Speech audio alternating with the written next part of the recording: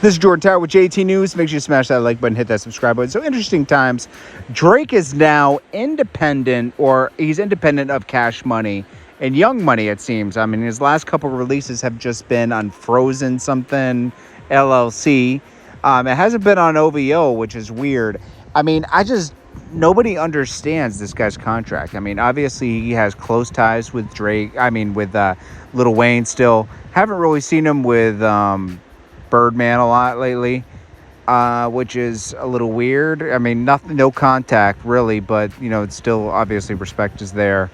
But is Drake 100% independent from them? Or are they still getting money from him? Or is Drake gonna go independent? You know, like he has 10 years in the game, 10 years left. He has a new album coming out on Skeleton. And I'm also curious, is Nicki going to be on this album? It seems like they're at odds. They don't even speak anymore. I don't know if it's because she's married or because he and Meek are cool and Meek told him something about Nicki. But, you know, Nicki and Drake have had a weird relationship for their whole career. But it just doesn't seem like they really support each other that much anymore, which is very odd. And I wouldn't take Meek's word for everything. I mean, Meek is all over the place on social media, as you all know.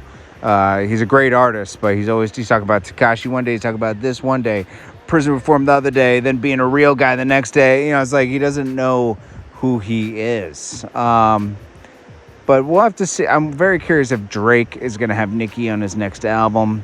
Is Nicki dropping an album before she has a baby? There's a lot going on there, and I really want to know what's going on with his contract. Now, what's funny is Drake. So when Drake and Meek were having their issue, now I saw Rick Ross talking about Drake the other day, and I was like, so when Meek and Drake were having their issue, Ross really went hard against Drake.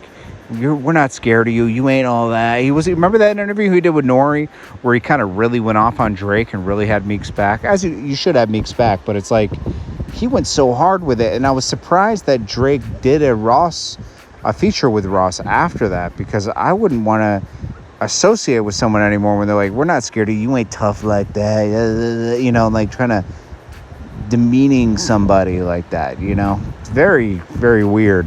But Drake is obviously very forgiving because he helped Meek out a lot on his last project. It probably wouldn't have sold as well if Drake hadn't helped him out.